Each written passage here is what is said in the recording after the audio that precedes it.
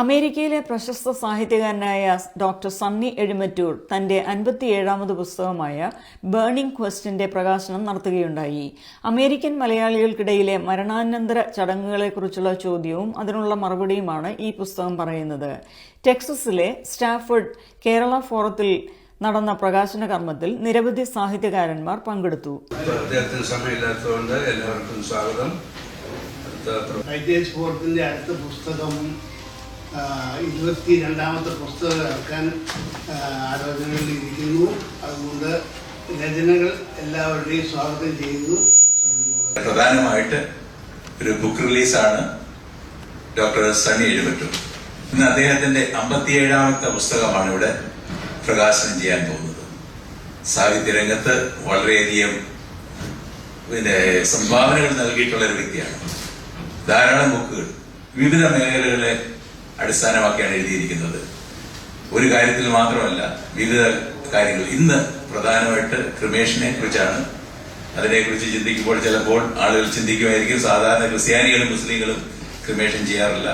അപ്പോൾ ഈ പുസ്തകത്തിൽ വളരെയധികം കാര്യങ്ങൾ രേഖപ്പെടുത്തിയിട്ടുണ്ട്. ആദ്യമായിട്ട് ഈ പുസ്തക പ്രകാശനത്തിന് വേണ്ടി ഞാൻ mister Samuel Thomas and doctor CM ജേക്കബിനെ ക്ഷണിച്ചുകൊള്ളുന്നു. മിസ്റ്റർ സാമുവൽ തോമസ് ഈ പുസ്തകം ഡോക്ടർ CM ജേക്കബിന് നൽകുന്നതായിരിക്കും. As we have seen, we have released the 57th book of Dr. John Matthew. Mr. Matthew came to this country in the mid-70s. Ever since, God has been using him for his glory. They follow burial. But when it comes to the USA, the problem is financial issue. The question is dollar. The dollar. What will you do with the dollar? If you want to bury a person, you need at least to spend $30,000, for that purpose. Unless otherwise you have an insurance, you have to keep this money at the bank. Otherwise you will be giving a burden for your successors to take care of this one. That's the problem. Normally in India, most of the people, and my elder brother who is an evangelist, he usually say, live in Kerala, we can have a good life because if you have money. Then when you want to die, go and die in USA because they will get a kingly, funeral service.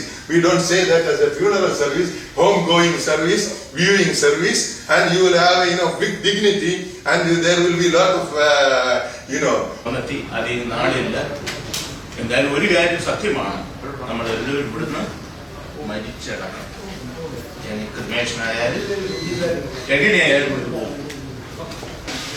And I write many books not because I want to write, because many people ask me to write, because there are a lot of burning problems in this world. For example, so this booklet deals with that question. Cremation is okay, it's not anything. My philosophy is that we shouldn't go any extreme stand in politics, social, religion, or anything like that. We should have a balanced opinion.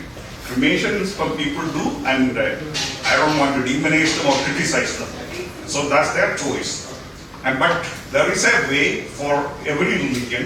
Hindus have a way, Christians have another way. So Christians usually we prefer burial. So I have highlighted both issues, cremation and burial. And when you read it, you will get a balanced view. And thank you for coming, especially all the district.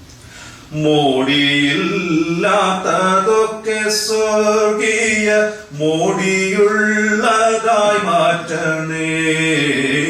മോടിയില്ലാത്തതൊക്കെ സ്വർഗീയ മോടിയുള്ളതായി മാറ്റണേ. പീഡകളേതും ധീരമായേൽക്കാൻ ശക്തിയും ഞങ്ങൾക്കേകണേ. ശക്തിയും ഞങ്ങൾക്കേകണേ. പീഡകളേതും ധീരമായേൽക്കാൻ ശക്തിയും ഞങ്ങൾക്കേകണേ. ശക്തിയും ഞങ്ങൾക്കേകണേ.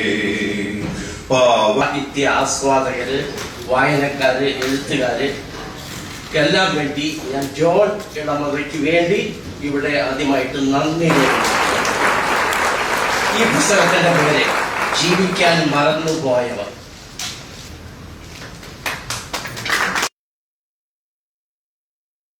പ്രവാസിയുടെ ജീവിതം, പ്രവാസിയുടെ ദുഃഖം, അങ്ങനെയുള്ള പ്രമേയങ്ങളാണ് നമ്മളെല്ലാവരും അഡ്രസ് ചെയ്യുന്നത്. നാട്ടിൽ നിന്നിവിടെ എത്തുന്ന പല സാഹിത്യകാരന്മാരും പറയുന്ന ഒരു വിമർശനവും അത് തന്നെയാണ്.